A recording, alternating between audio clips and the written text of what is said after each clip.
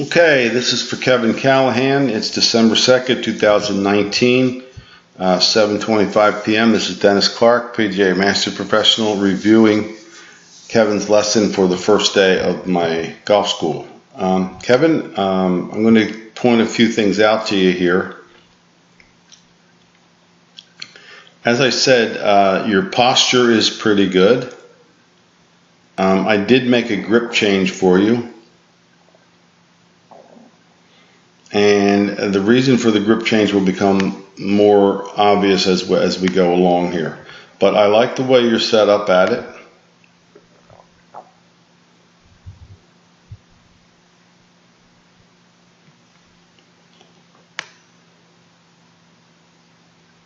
One thing you want to work on is a nice shoulder turn in your backswing. At this point in the swing where the club gets to its first parallel to the ground position, your shoulder should be a little more turned. Okay, so that, remember, our goal is to come more from the inside and a little bit flatter, a plane into the ball, as we're going to point out here in a minute. But get your shoulders going a little bit earlier. That's going to help you. Your club face gets slightly open at the top of your swing. And so if we get your grip a little stronger, we can get this club face a little bit more like this, which will be good. And your shoulders turning earlier will also help us with that, and it will help us on this flatter arc that I want to bring you back down on. Okay, so I'm going to bring one up here for you. And as I explained to your wife, I think, you would want to, only things that I suggest are the things that you're doing that are affecting your impact with the ball. When you turned and delivered a few drives later in the morning, you hit the ball a ton. You don't have a problem with distance. You have a problem with consistent impact. And, I make different suggestions for Colleen, Dell, Denny. Everybody gets a little bit of a different lesson based on what they're doing right now. Your position at the top isn't bad. I would like to have your shoulders turned a little bit earlier than what they did, and I'd like to have a little more close. So I made your grip a little stronger. The reason I'd like to do that is going to become obvious for you right now.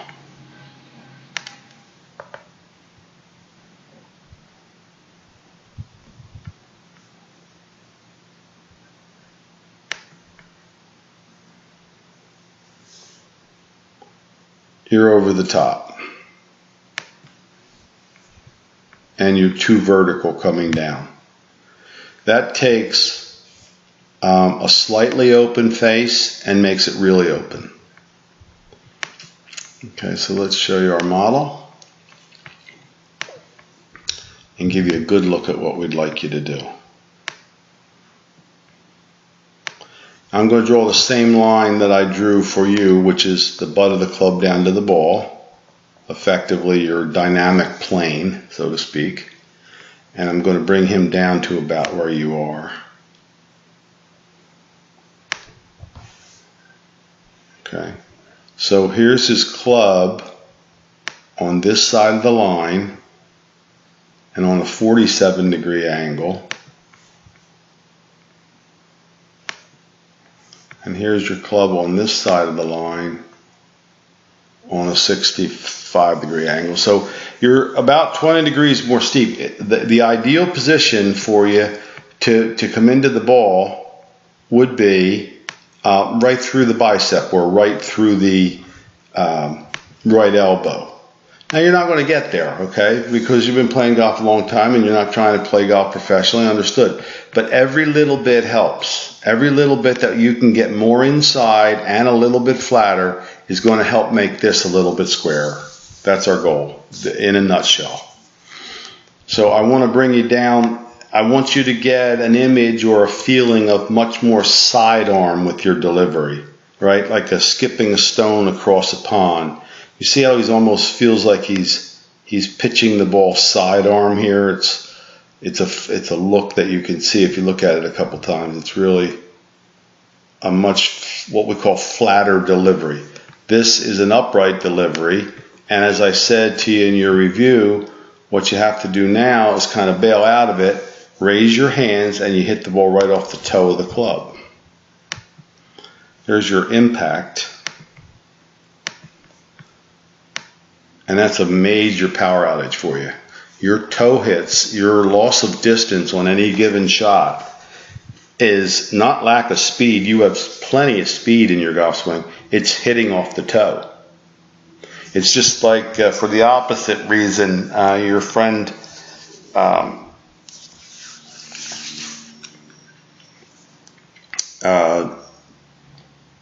Dell gets the club off, gets the hits off the hosel. For the opposite reason, hers comes too far outside. Yours is too steep when it comes in. So when we go there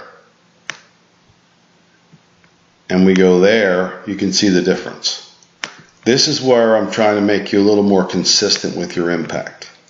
I'd like to get you back a little bit closer to where we started, because when the club and the hands are raised that much, you're always going to fight consistency off the turf.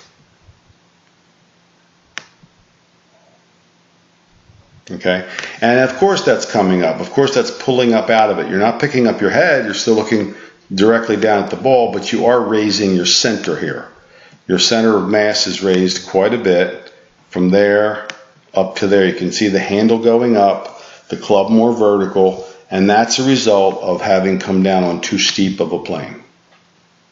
Okay, so now we'll take a good look at your driver here. Now, naturally, when we go to 45 inches from 37 or 8 inches, it is going to swing on a little flatter plane. Imagine a 10-foot pole versus a 5-foot pole. But the same changes will be in effect. I would go with the stronger grip. I would start my shoulders a little bit earlier in the backswing.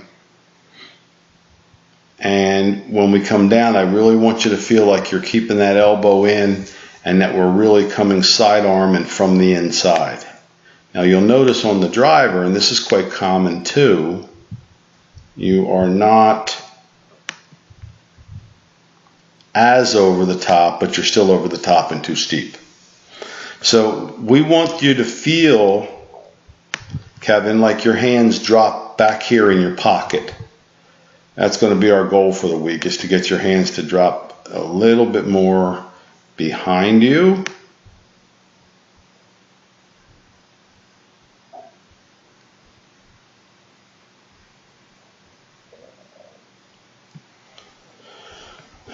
And that club's really pretty open there. You're only going to save that now by flipping the club head at it, throwing the club head. A little bit like what your wife does. Colleen has an early cast.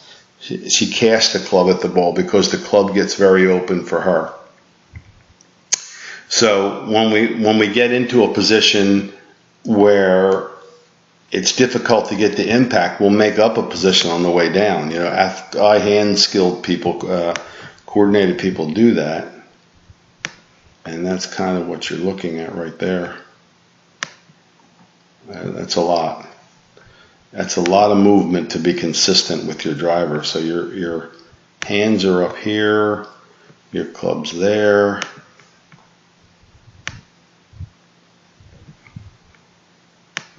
And they started there. So, and this is not something that you've just done, you know, in and of itself is a bad habit, but it's sort of something that you had to do. You're raising it some 10 degrees more vertical. Your hands going up probably 4 inches. Golf ball's only 1.68 inches, so it's hard to be as consistent as you want. So the correction then would be a little bit. We're gonna have you keep a strong grip. Even if it goes left for a little bit, I want you to start your shoulders a little bit earlier, and when you get to the top, I want you to keep your shoulders closed as long as you can. Let me show you one here, watch.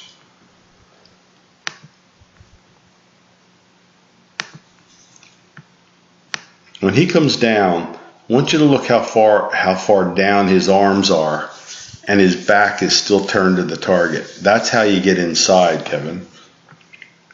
Okay, so you don't want to unwind too early.